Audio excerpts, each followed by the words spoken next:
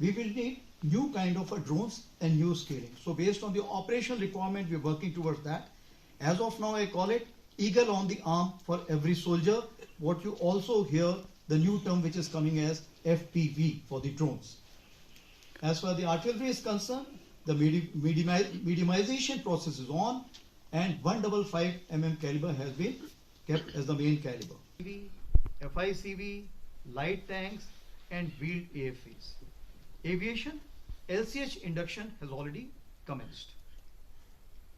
As regards the loiter and precision munition is concerned, I must give the credit to the domestic industry, that which was a far-sighted thing is now seeing the light of the day, and we are able to kind of orders from the Indian industry developers.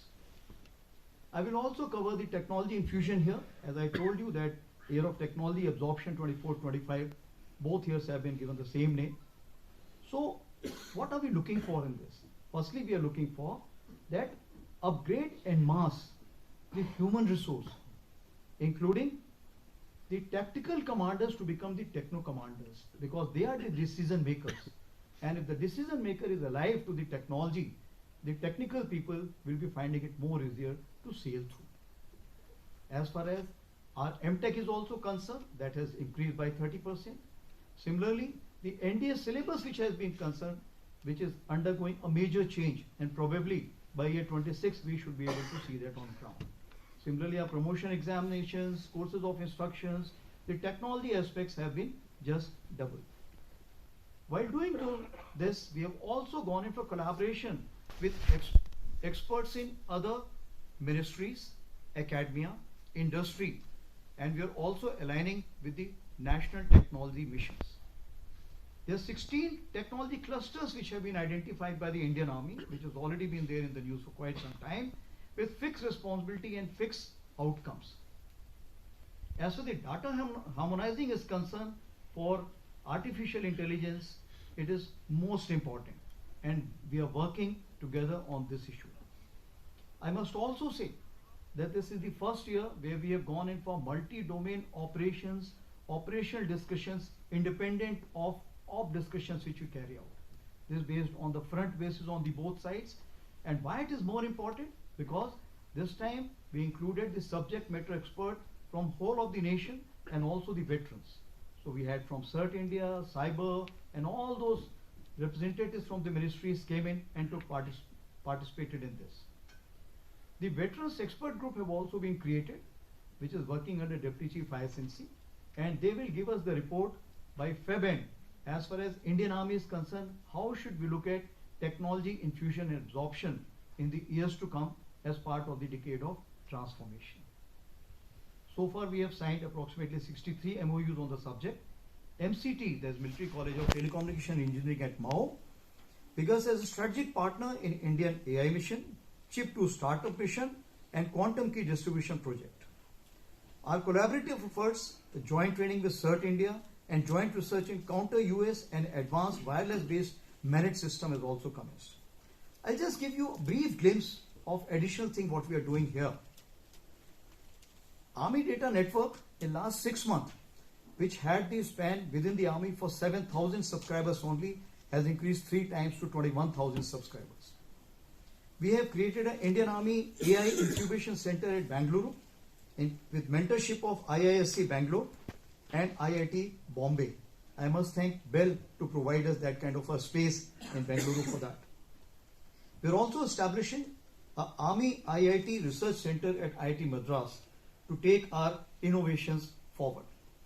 We are also incorporating blockchain technology in a technology-based vendor registration model, which is under progress in collaboration with MIT and CDAC. As far as secure space-based vehicle tracking and convoy management system, that is already commencing with Navik. And of course, Sambhav phone, which you are already aware that this phone we are using, and this time during our talks, border talks in the October month, most of the communication was through this phone. As far as the third pillar is concerned, that is system, process, and function, we are looking at data analytics and defining the single source of truth. In the future, we are looking at data integration. So there are two things in this. As you know, Army is different from other services, where the empowerment or the center of excellence starts from the battalion. Therefore, the maximum delegation must take place there. But today, the maximum centralization of the orders or powers or authority is at the Army headquarters. This is only feasible to delegate once you have the data centricity in the center, but the delegation at the lower level. Here, the artificial intelligence will play a pivotal role. For example, if a vehicle gets condemned and you want to get the vehicle released, it takes the complete chain of command by the time it reaches and that gets released. But with the artificial intelligence, moment the vehicle gets condemned, within 24 hours, the release order will be automatically generated. So that is the kind of a thing we want to achieve by year 2025 end. As far as the delayering of headquarters, this we are looking at. For any communication in Army, it takes 6 to 7 layers. We are wanting to delayer. We are also looking at skip echelon system. That is simultaneously addressing all the headquarters, and the highest headquarter, which is supposed to give the distance, must get the fastest. Modification of acquisition process, which is overdue, we are looking forward to, and the way year of reforms which has been announced by our Raksha Mantri ji, I am sure this will get a major impetus. Coming on to the human resource management, it's a subject in itself. I would not like to cover too many things in this, but just to tell you that the upgradation of the HR potential en masse is something which is our aim, while ensuring the welfare of rank and file, veterans, Veer Naris and their dependents. As for the Agnipath is concerned, 123 Agniveers are presently there, and we are getting a good feedback from the battalion. We intend taking 3 questions at one time. Once I call out your placards, please give out your name and the media house that you represent. As is customary, I shall first go to the agencies and DD. I know I'm so firstly, ANI Ajit Dubey, Manas Bhuiya and Pranjali. Please ask your questions. Mic चाहिए. Please ask for, wait for the mic before you speak. Sir, Namaste. This is Ajit Dubey from ANI, sir. Sir, you spoke about the situation along the northern borders, and you also talked about the resolution of some of the friction points that we have had there, sir. So, just wanted to ask you about that only, sir. What is the status of the issues on the other areas on the LAC in Eastern Ladakh and elsewhere, sir? We have had agreements on resolving the issue to resolve, and how did we reach that agreement, sir? Have they gone back from the CNC junction and others where they had twist ends for a long time? And sir, what is the status of the buffer zones that have been created in recent times post Galwan clash, sir? And when do we see the resumption of patrolling in all the areas? What is the status of the standoff, sir? After the resolution of these 2 points, do we have a standoff with them? And by when do you think the matters would be resolved, sir? Please avoid too many questions at one time. Otherwise, others will not be able to ask. Okay, second question. Manas. Yeah. Udar.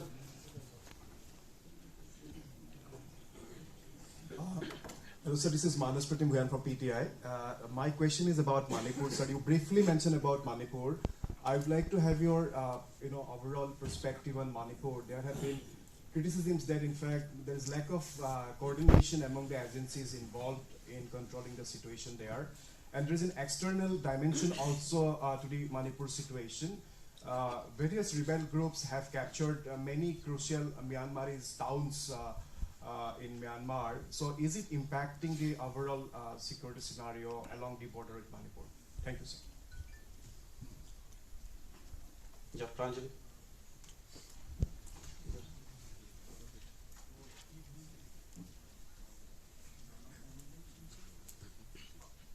Good morning sir, Pranjali Singh from संसद TV. सो मेरा पहला सवाल आपसे ये है sir, अगर मैं 2447 के मिशन की बात करूं सर, ये प्राइम मिनिस्टर के साथ साथ पूरे देश का विजन है हमारे देश को विकसित बनाना है, इसमें सर इंडियन आर्मी का कंट्रीब्यूशन अगर आप बता सके आप कैसे कंट्रीब्यूट कर रहे हैं।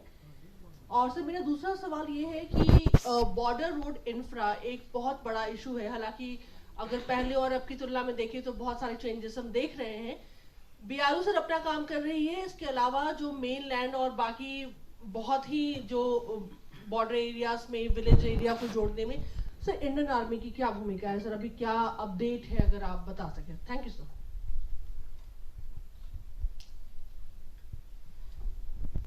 I think in these 3 questions there must be about 13-14 questions. So let me see how I can fit in all. So Ajit ji, you have asked me basically the status of issues along the LAC. So I will repeat the same word, it's stable but sensitive, point number 1. So what does it mean? That there have been a series of meetings, firstly among the ministers, even the Prime Minister has met the Chinese head. Similarly, the meetings have taken place at the level of the Corps Commander. As you are aware, the 22nd SHMCL took place on 21st October, which finished. Thereafter, 5th December, we had the WMCC. Then 18th December, we had the Special Representatives meeting. Now coming on to the Depsang and Demchok.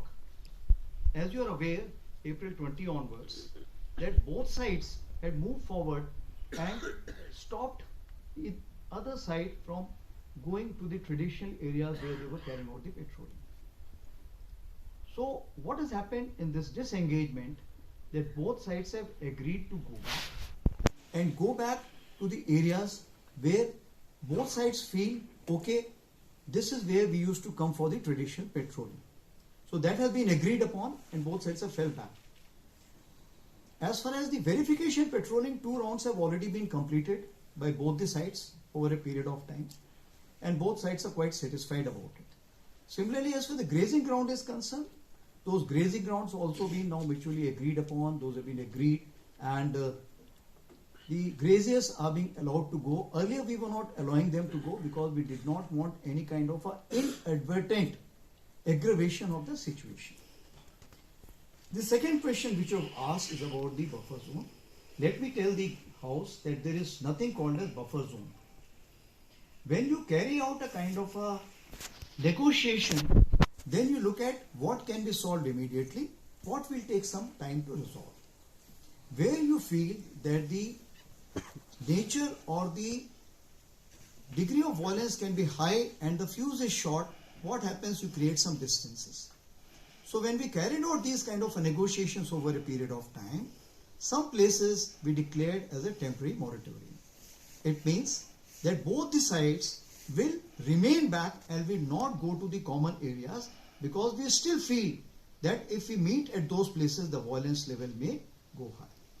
So that is the terminology which is used as far as the temporary moratorium is concerned. Status as far as standoff is concerned. Now what we have to see that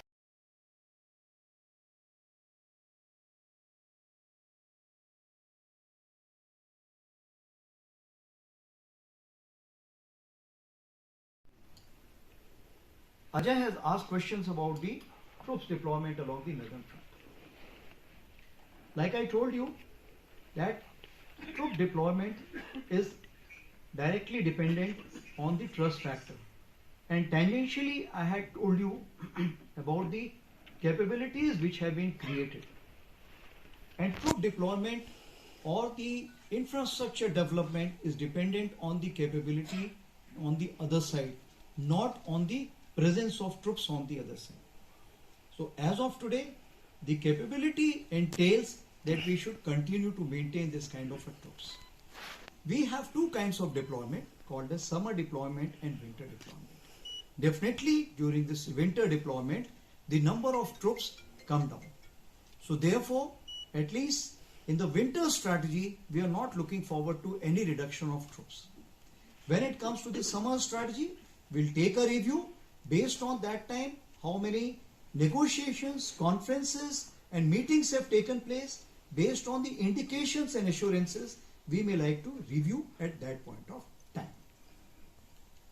The third issue which has been brought up by Manji, as far as the J&K is concerned, that the violence level is not reducing. Here I would like to just say that the violence level is being orchestrated by the epicenter of terrorism, that is Pakistan. If it is so, is the world helping us in kind of a controlling this epicenter in any way? If the support is not forthcoming the way India is looking at, this kind of a terrorist infiltration will continue to be there. However, as of now, we have inducted 15,000 additional troops in year 2024. And that is why you will find that the violence level has gone down, where we have been able to neutralize 73 terrorists, out of which 60%, like I told you, were Pakistan terrorists. The elections, if you see, the elections, the parliamentary elections, state assembly elections, both had nearly 60% plus minus voting. It means that as far as the local population is concerned, local population is going with the peace. The recruitment was only 4 for year 2024. That is negligible. So all the indicators which are there saying that the people of J&K are shunning violence, and this violence is completely being orchestrated by our Western adversary. We can move on to the next one. 21, 96 and 172. Good afternoon, sir. Rahul Singh this side from Hindustan Times. Sir, my question relates to this recent assessment by a senior general on the performance of women officers in the army, specifically limited to the Eastern Command. You said they are doing a remarkable job. Have you taken note of the concerns which were flagged by the then Corps Commander of 17 Corps? Are there any steps being taken to kind of fix those gaps, or is there a sense that perhaps it was a wrong call to give them command role without carrying out all the steps that were necessary? And the second question is also related to HR only, sir. This is related to Agnipath. You were recently in Nepal and you had chats, talks with the Nepalese army chief and other people over there, senior people. So, was there any talk on resumption of Gurkha recruitment or some consensus or breakthrough on those lines? Thank you, Rahul. Next, please.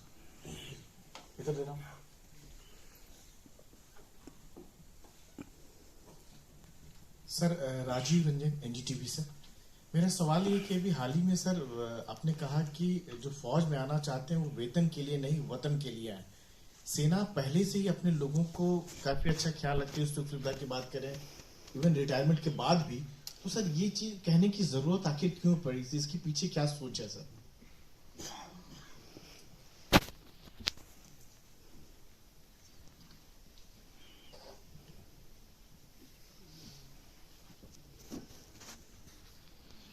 Who's the third? 172. Hello, sir. Neelam Matthews from Shepherd Media of the UK. This is regarding the tanks. What is the status of Zorawar as of now? Details of the trials. When is the first delivery expected? And related to this itself, when is the second tender to be out? And the T-72 tanks, have they been delayed, the overall upgrades? Could you please repeat the question again, the first? Which first one? equipment you're talking about? I'm talking about the Zorawar tanks. Okay. What is the status of it, the trials, the delivery, and also when is the second tender for the Zorawar supposed to be out? Okay. And it's all related, sir. And the overhaul of the T-72s, has that been delayed or are you taking it up now? Thank you. Okay. I think one question, एक के साथ एक free, it becomes two questions for everyone. Okay. So, as far as Rahul, what you have asked for the women officers, firstly, जो है पूरी the letter which got leaked out shouldn't have got leaked out. A court inquiry has been ordered about it. It's a perception. It's his perception. He has all right to give that perception and comment. It's an internal communication. Now, what we have to see that when we made them commanding officers, what were the situations? This was based on the Supreme Court order and where the complete process was accelerated. As you are aware, when we make a commanding officer, we give them various exposures at various fields, we make them do various courses. Like for them, JC was not done, a short course was done. The contact and the bonding with troops was less. Lot of exceptions were given. So when you have these kind of a situation, you may have some kind of a surprises. But overall, if you see, today we have approximately 115 commanding officers who are commanding. And 18 more are ready in the, who already approved and they are ready. And maximum commanding officers of such you will always find in the Northern Command. So I have the first-hand experience to say so that you will always find all kinds of officers. Wherever I have seen, the women officers have been very mature, very considerate, very kind, and if I can say that, up and above. And here I would like to quote one women officer whom probably this time we'll be able to give some kind of award also. Colonel Ponung Doming. She is from East Siang, from Pasighat. And when I was in Northern Command, along Demchok, one of the most difficult road which is being made, she was always present there. I went to Umlingla, which is the highest motorable pass. She was always there. When I went to an underground cavern, and she was also there. So what I am saying, you'll find all kinds of examples. So one particular example cannot be taken as a kind of a yardstick. Today, I just wish to assure you that women officers are doing exceedingly well, and if I have to give you some yardstick, today there are approximately 16 officers who are doing staff college. The women officers who are pilots in the aviation branch also, RT you are already aware, we have already started. In the TA battalion, CSC battalion, AOC battalion, I have first-hand experience to say so, they are doing exceedingly well. Now what is important is, over a period of time, we have to look into, as far as Indian Army is concerned, we want a strong women officer. So what it mean? Kali Mata Karu? Maybe. But it means it has to be gender neutral approach in the conduct and even the infrastructure which is being provided in the field areas. Places like Sikkim and Mizoram already looking into it. The physical test parameters should be nearly be the same. But keeping in view the physical conditions, there may be some kind of exceptions which will be made. Women officers also, approximately 1700 are presently training in the Sainik schools, military schools and RMC. So it means that they will be coming to Indian Army and the tri-services. So therefore, it is something which is to happen and it will happen in the most mature, in a welcoming way. That partially should answer your question, Rahul.